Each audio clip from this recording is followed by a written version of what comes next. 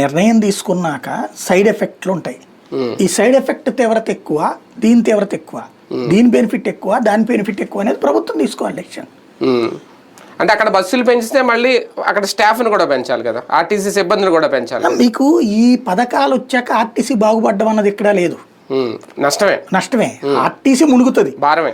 కాకపోతే ఆ ముంచిన బెనిఫిట్ అంటే మునిగిన ఆర్టీసీ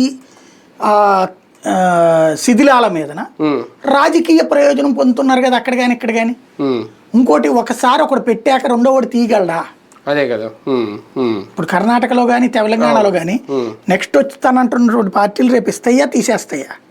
నెక్స్ట్ వచ్చి పార్టీలు చెప్పలేము, వీళ్ళ తీయకుండా ఉండాలి ముందంతే. అది అప్పుడు మళ్ళీ వాళ్ళకి కూడా సమస్య కదా. అవును. ఫైనల్గా నిజంగా 32 జిల్లాలు జరిగే అవకాశం ఉందా ఆంధ్రప్రదేశ్లో? అది తెలుగుదేశం పార్టీకి సంబంధించిన కొంతమంది ప్రొజెక్ట్ చేస్తున్నారు కానీ జర్నలిస్టులు కూడా, తెలుగుదేశం జర్నలిస్టులు, కానీ నాకైతే సందేహమే. అంటే ఉపసంఘం ఆల్రెడీ దానికి సంబంధించి అంత రెడీ చేస్తుంది, మంత్రుల ఉపసంఘం. బేసిక్గా ఒకటండి, చాలా చోట్ల ఉంటాయి కానీ సమస్య ఏంటంటే వీళ్ళకి ఏదన్నా ఇంటెన్షన్ ఉండాలి. కిందసారి జగన్ ఎందుకు పెట్టాడు 26 మెడికల్ కాలేజీల కోసం పెట్టాడు, అది కూడా పార్లమెంట్ నియోజకవర్గాలను జిల్లాలుగా మార్చారు. అయితే ఒక కాన్సెప్ట్ లో ఇట్లా పెట్టడానికి అవకాశం ఉంటుంది.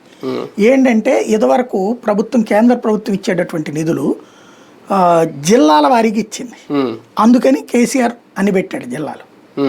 జిల్లాకి ఎంతని ఇచ్చింది, జిల్లా డెవలప్మెంట్ ఫండ్ కింద. ఇప్పుడు అట్లా కాదు, పంచాయతీలకు డైరెక్ట్ డబ్బులు వెళ్ళిపోతాయి. అవును. ఇప్పుడు అవసరం